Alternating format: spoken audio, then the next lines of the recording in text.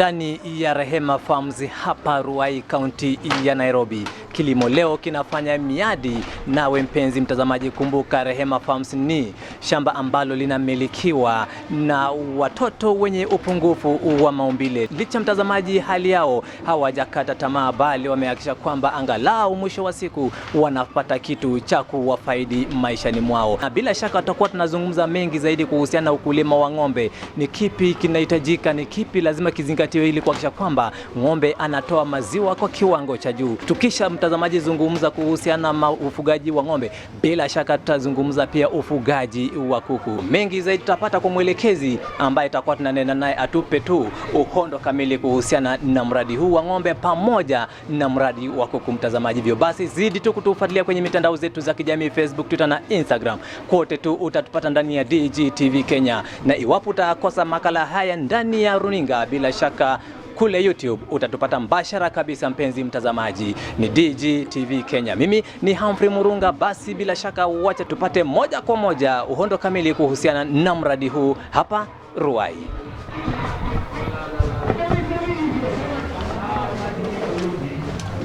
Yes. Ni aje? Naona unashughulikia mifugo wako hapa moja kwa moja angalau wapate chakula cha mchana, si ndio? Kabla ya kwanza lazima hebu tuambie kwanza mtazamaji wetu kule nyumbani kwamba wewe ni nani, hapa tuko wapi na nini haswa unafanya eneo hili? Habari zenu, naitwa Joseph Kamau. Nasimamia Rehema Farms. Iko ndani ya Compassionate Hands for the Disabled Foundation. Tunashughulika na crop production na livestock production, livestock keeping. Ndio zinasaidia kupata angalau pesa ya kushughulikia watoto wetu na pia kutoa maziwa, chakula kama nyanya, maziwa na nyama tunapea watoto.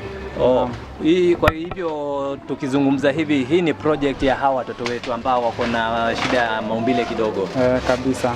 Ni shughuli ambayo ilianza wakati upi labda? Ilianza kama miaka 2 hivi imepita. Tulianza na ng'ombe kidogo. Hao wameletwa huku na wafadhili wema. Na hizi zingine ni sisi tumejikaza tukanunua. Unasema kwamba mlianza na kama ng'ombe wangapi hivi? Ng'ombe watatu. Sasa hivi nazungumzia ng'ombe kadhaa. Ng'ombe 16. Ng'ombe 16. Labda tukiangazia kwanza tu ufugaji wa ng'ombe, nini haswa kinafaa mkulima aangazie ndio apate tuseme maziwa mazuri, kuhakikisha kwamba ng'ombe ambao labda amenunua wanakuwa wengi, wanazaana kwa wingi? Nafaa ukuwe na unawaka karibu na veterinary. Na uko yani anakupea maelekezo vile utalisha ng'ombe wako.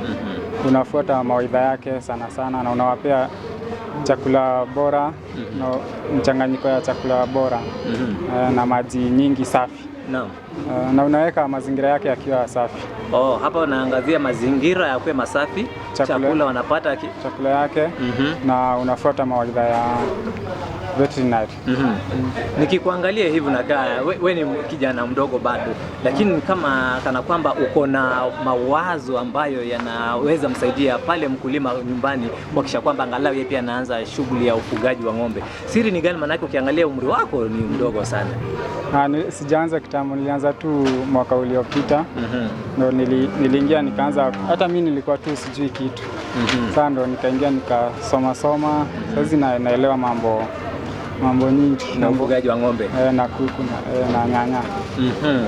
Na sasa labda tukizungumzia kwanza changamoto ambazo ng'ombe wanapitia, ndio usikie kwamba maziwa yamekuwa machache, ng'ombe hatoi maziwa. Ni nini haswa kinachangia mambo kama hayo? Anaweza kuwa ni mgonjwa. Anaweza kuwa pia ako na joto, inapunguza maziwa. Na pia anaweza kuwa hiyo siku kunaweza kuwa kuna zinaitwa kelele ama distractions nyingi. Hana ile amani ya kutengeneza maziwa. Kumaanisha kwamba hawa ng'ombe wakiwa hapa hivi hawahitaji distraction, kelele. Wanataka utulivu. Ka huko Israel unaona wanawekewa muziki. Na nyinyi hapa pia sio tujafika huko kwanza. Bado. Ndio safari tu inaanza. Na sasa umesema kwamba magonjwa pia huwa yanasumbua. Ni magonjwa kama yapi hasa huwa inaathiri ng'ombe? Kuna mastitis. Hiyo inaletwa na uchafu, na kama unakamua unakosa kumaliza maziwa. Mastitis na wengine. Hizo zingine ni zinaitwa ni breeding diseases, lakini brucellosis, vaginitis. Hizo ni ngumu kupata, lakini mastitis hizo ni na sasa hiyo pest ni insect. Hiyo kina sesefly na kina ticks. Hao ndo usumbua ng'ombe sana. Umezungumzia kuhusiana na maziwa. Tuzungumze, nikiuliza kwamba hawa ng'ombe jinsi walivyo sasa hivi, huwa mnakamua mara ngapi kama kwa siku hivi? Mara 2 kwa siku. Asubuhi na jioni. Asubuhi na jioni. Na ni kiasi kipi ya maziwa wanatoa? Sasa hizi tunakamua ng'ombe 6. Zinatoa 40 liters, an average of 40 liters kila asubuhi. Kila asubuhi 40 liters an average. Jioni natoa kama 30. Maziwa haya ni ya tu haya maziwa ni ya watoto tu hapa ndani, ama pia kuna vile yanauzwa kule nje? Unaona ikishakamuliwa tunaanza kwanza na watoto wakishapata yao ya kutosha. Sasa yenye itabaki inauzwa. Hizo pesa zinarudi zinasaidia kwa mambo mengine. Zinazunguka tu huku compassion. Zinasaidia tu maybe kupeleka watoto hospitali, kununua dawa, kununua vitabu za watoto, school fees, vitu kama hivyo. Kufanya kazi kwa mradi ya hawa watoto kama wewe kijana imekusaidia vipi? Nimeweza kupanuka akili kiasi na kuelewa vitu from a different perspective. Yes. Unaelewa vitu nyingi yani. Sasa ng'ombe wenyewe umesema kwamba saizi mnakamua kama wangapi hivi? 6. Ng'ombe wa 6. Hao wengine wako na mimba? Wengine wako na mimba, wengine ni bado wadogo, tundama. Na wengine ni ndume mmoja. Na chakula chao mnanunua ama bado tu nyinyi wenyewe mna provide huko? Tunanunua. Kama vitu kama dairy meal hizo lazima tunanunua. Na napier grass sisi yetu Kenya tuko nayo kidogo yezi tosha. Tunaongezea kiasi kutoka nje. Na hay grass tunanunua bado, na molasses tunanunua. Na vitu kama hivi. Kwa mnanunua molasses, mnachanganya na hii napier grass. Napier grass na hay grass. Na nyasi pia hii ya kawaida. Kuna watu wenye wana supply. Na hapo upande wa chakula wanakula tuseme mara ngapi kwa siku hivi? Sisi wetu tunapeanga mara 3. Asubuhi. Naam. Saa 6. Kitu saa 10. Naam. Na kujua ng'ombe ameshiba. Wao mnajua aje?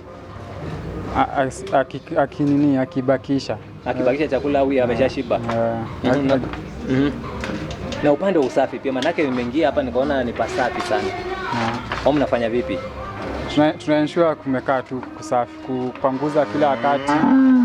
Isipokuwa ni venye leo kuna nyingi, shughuli nyingi, activities nyingi. Na-ensure wakienda ile side unaosha huko, wakienda kuja hii side unaosha. Hivyo. Ili kuprevent mastitis. Umesema chakula mnakinunua kutoka nje? Hay, napier grass. Na kina molasses, dairy meal, hizo supplements, concentrates. Hii tangu kuja hapa shughuli imekuwa vipi? Hali imekuwa vipi? Safari utazungumzia, maanake ulisema kwamba wakati ulikuja hapa haukumejua masuala ya ufugaji wa ng'ombe. Sasa hivi hata mtu ukitoka hapa uko na ile elimu, umeshapata elimu kwamba unaweza pia weka mifugo wako. Safari imekuwa vipi tangu kuja hapa? Imekuwa ngumu na rahisi, challenging kiasi. Juu kama vitu nyingi nimejulia huku, kukamua. Nimejulia huku vile wanafaa kulishwa, dawa zao, science, kuobserve ng'ombe inakwambia inataka nini.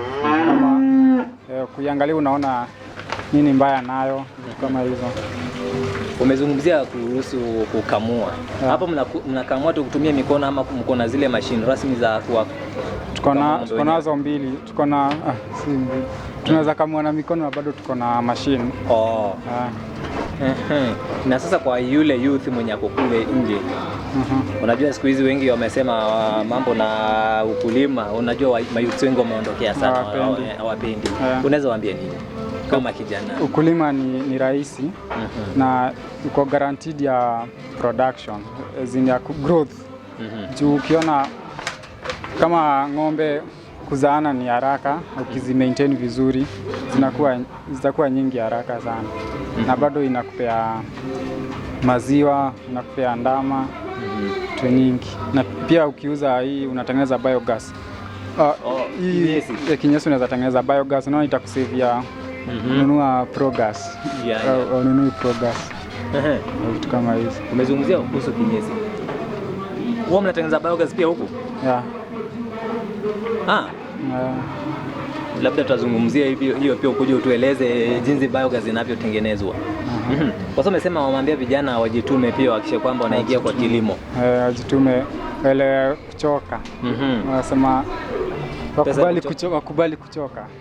Hizo vitu kama. Bali kuchoka, pesa kuchoka ni tamu. Na kama inakuja polepole. Ni tamu.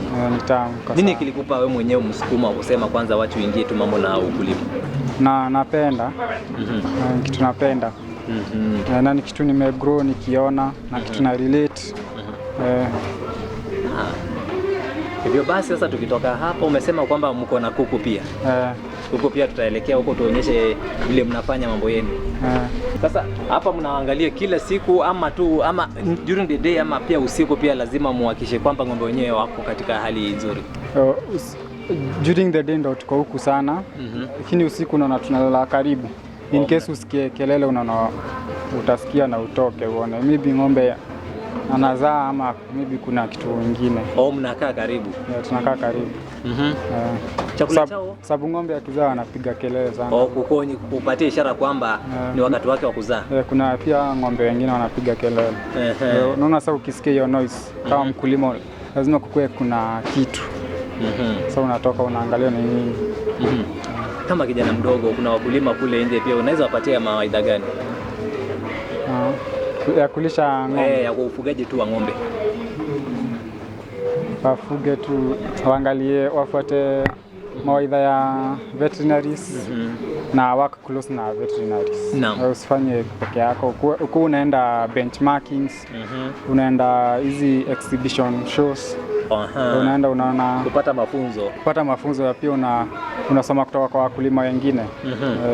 Na wewe pia ikiwa mkulima anaweza taka kupata mafunzo kutoka kwako, unaweza msaidia?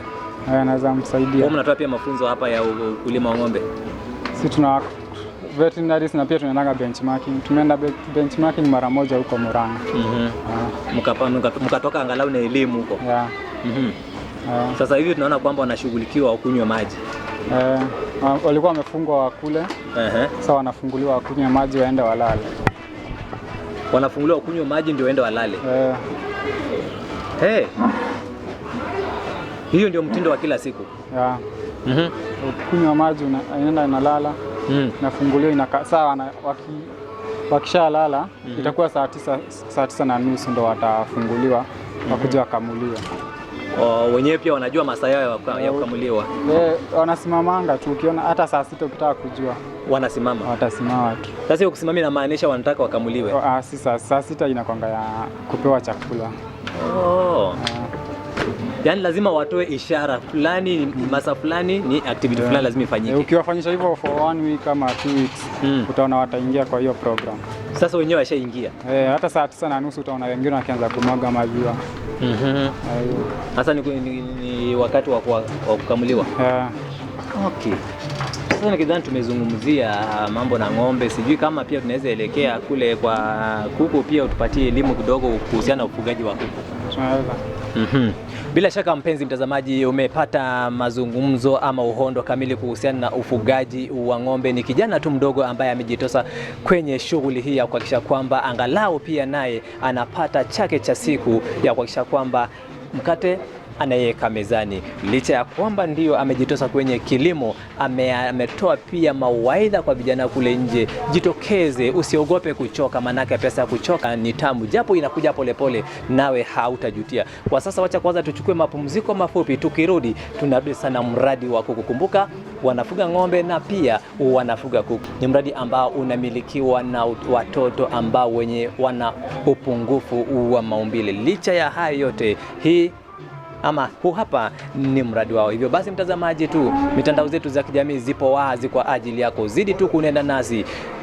Ni Facebook mtazamaji, Twitter na Instagram ni DGTV Kenya, YouTube DGTV Kenya. Kwa sasa nachukua mapumziko, nikirudi tunarudi tukiwa eneo la kuku. Zidi kuganda nasi.